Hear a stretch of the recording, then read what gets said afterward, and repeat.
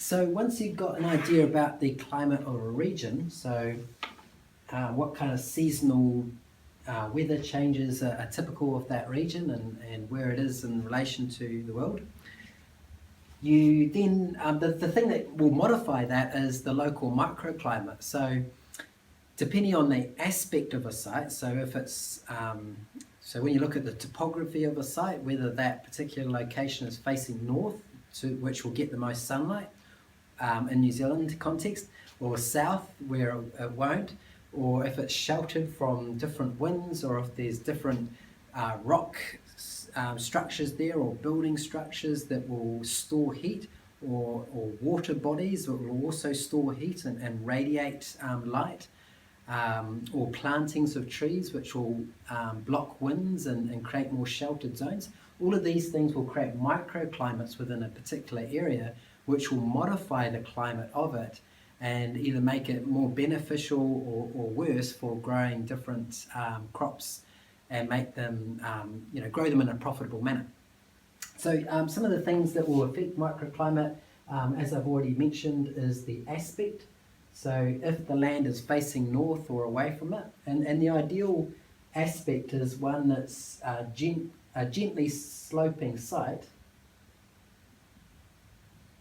that is facing north, and that will be particularly beneficial in winter when the sun is lower in the horizon, as it will receive the most sunlight from that low angle sun to keep production going in winter. The other thing with having the slope is that it will allow good drainage. So in New Zealand conditions in particular, we can get quite heavy rainfall, and in areas that are low elevation, that are flats, they can get flooded quite easily, especially in really heavy rain events. So having this gentle slope will also allow good drainage. And that's not just water, but it's also frost. So frost is like a heavy, dense water vapor in the atmosphere. So it flows very similar to water does, and it will flow downhill. So if you're on a gentle slope, not only water but frost will flow down that slope and collect in the low pockets in the landscape. So those low pockets will become frost pockets that will not be a good place to plant some of our more frost-sensitive plants, because that frost will kill them. So if you're on a gently north-facing slope, it allows you more ability to grow a wider range of plants, particularly those that are more frost-sensitive in New Zealand. So that's aspect, so that's the slope. So the aspect is good for getting good solar access, but also for good drainage of water and frost. The other thing that can affect microclimate is shelter. So in New Zealand we've got a dominant northwesterly wind because we have got air that's coming at us from the north. So as the air in the atmosphere is heated around the equator, it's rising up and it's getting pushed southwards. So our air is predominantly coming at us from the north because of where we're positioned on the world, right here. So the air's rising up and then getting pushed southward. So it's coming at us at a northerly direction, but because the Earth is spinning in an easterly direction too, that air is being twisted in a westerly direction due to the spinning of the Earth. So that's why it comes at us in a northwesterly direction. So shelter from prevailing winds.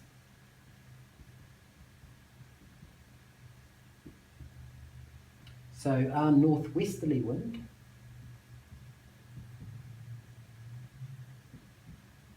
is prevailing wind, and that will have the biggest impact really in spring and summer. It will be strongest in spring when the seasons are changing, And in summer, it has the biggest impact to really dry out landscapes and affect production by excessive evaporative water loss and stressing the plants. So providing some shelter against that will help protect those plants from excessive drying in summer. And in spring, actually, that northwesterly wind can be of benefit as long as it's not too damaging, because spring winds can be quite strong. But the spring northwesterly wind can actually help dry out a damp landscape. So if it's got quite wet in winter, it's going to be harder for that landscape to warm up because it's wet. And that can also stress the roots of plants that don't like too much dampness in the soil. So those westerly winds can be of benefit to the plant to dry out the soil and let it warm up more quickly, and also reduce fungal diseases occurring on plants. And sometimes the best response to this is, if this is your house and your crop site, and this is facing north, is having a deciduous planting. So a deciduous one will not be too dense in spring, so it will allow it will kind of slow down the westerly winds, but it will still allow those westerly winds to go through those deciduous trees and help dry out the soil in the area that you're going to grow crops. And if this is an orchard, for example, it will help prevent fungal diseases occurring on these trees because of this landscape being too wet, which will increase the likelihood of it getting fungal diseases. So that could be your westerly windbreak, is having these deciduous trees, and then having a more dense evergreen windbreak in your southerly position. So if this is the south side of the place, this could be quite a dense. It could be natives, or it could be a mixture of different productive trees. So it could be nitrogen fixating trees, and alders are a good example of that. So you could have some alders in there, mixed up with some berries maybe. You can have some big nut trees in there. So that might be an example of a more productive southerly windbreak, or it could be just natives, or a bit of a tiered planting of different things. And when you look at wind shelters, it's quite good to model it off how natural forests form.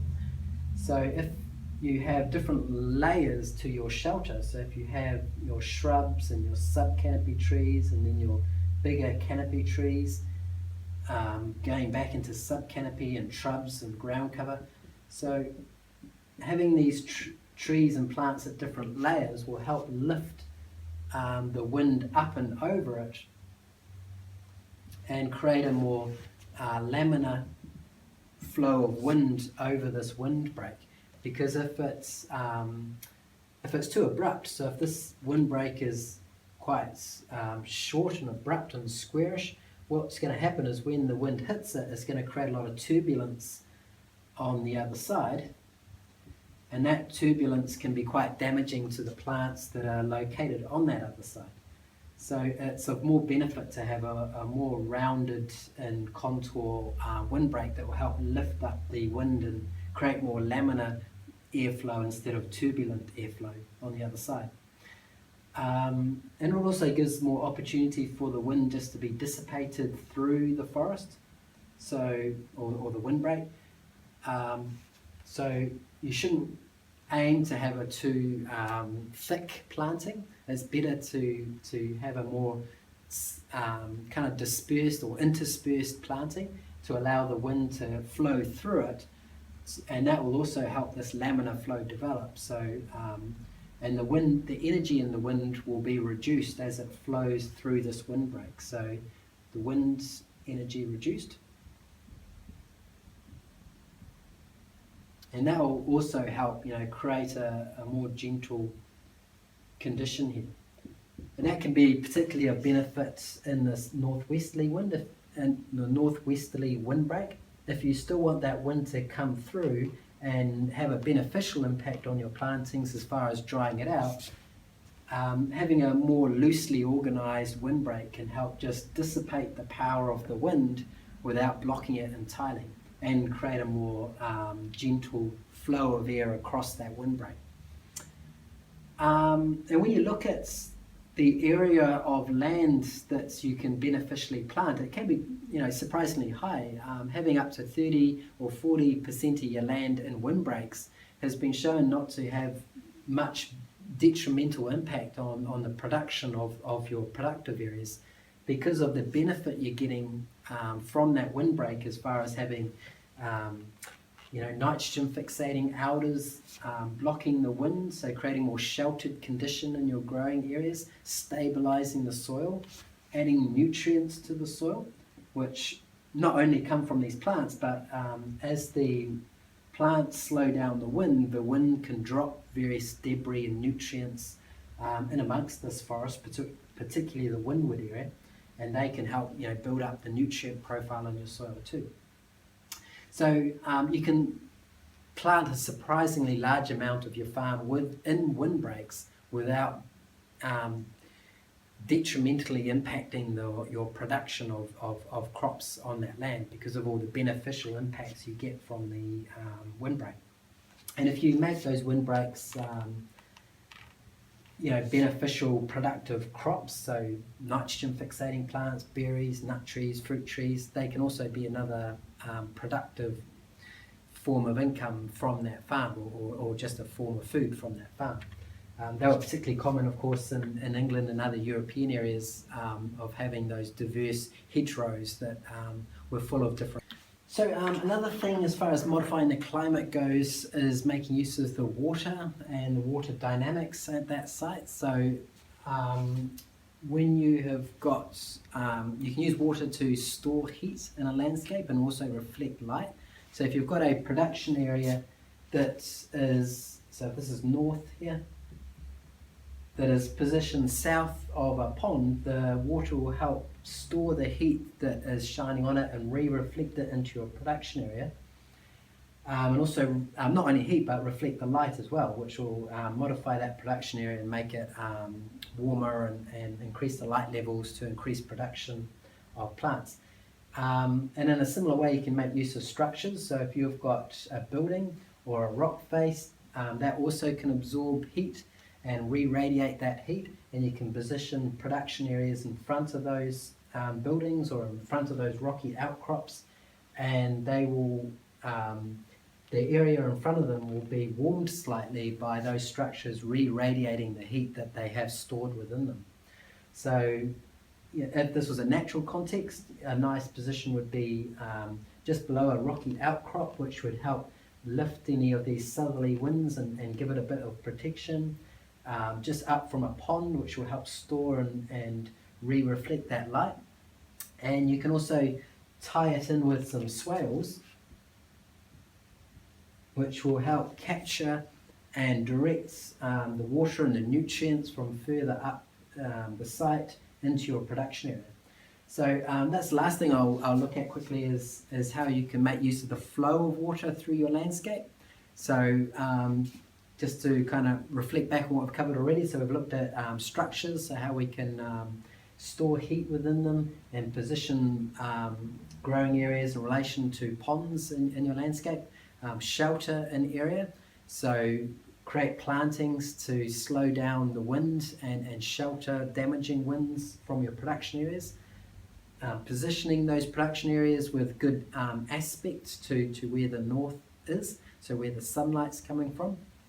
And then on the wider landscape, you can also tie it in with the flow of water through that landscape as far as where you locate your production areas. So if this was a kind of a slope to a land, so you've got the high elevation site up here and a low elevation site there, water's going to be flowing along that landscape, along the topography, and it will collect in recesses, so in gullies within that. And you can connect those natural depressions or gullies within your landscape with swales. And swales are just ditches that are on contours. So if you dig a ditch and you have it running horizontally along your landscape at the same elevation, We call that a swell. And what that will do is the water that enters into that swell will slow down and spread out through your landscape, and you can connect it in with the gullies and create ponds in these gullies to help collect the water as well.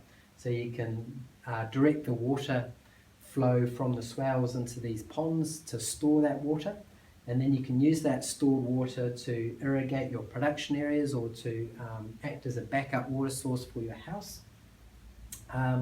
And the nutrients that are flowing through your landscape will also be dissolved in that water. So storing water in your landscape also acts to store nutrients in your landscape, and they will be of benefit to your production areas if you irrigate with them. And to stabilize the upper areas, it's ways of benefit to plant it out, because they are quite prone to erosion and instability. So by planting them, you're helping to stabilize the soil in those areas, create additional shelter from wind, and also create sources of nutrients that, as the water flows through those systems, then the nutrients will dissolve into the water, and you can collect it in ponds and you can slow it down in swells and direct it to ponds that can then be used for irrigation.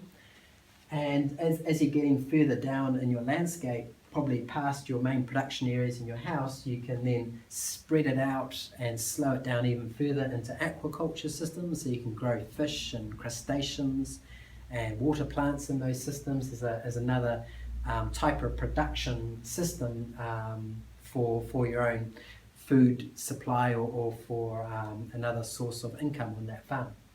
So that's kind of looking at a bigger landscape level, how you can modify your microclimate and position your production system in association with these big topographical features and water flows through your landscape, and create a more beneficial production areas by positioning it well in respect to all the different factors in that landscape. So I guess in summary here, we're just looking at how we can understand the factors that are affecting climate, as far as the movement of gases in the atmosphere, the movement and circulation of water in our oceans, and then where our production system sits as far as distance away from the equator, distance inland away from the ocean, and altitude.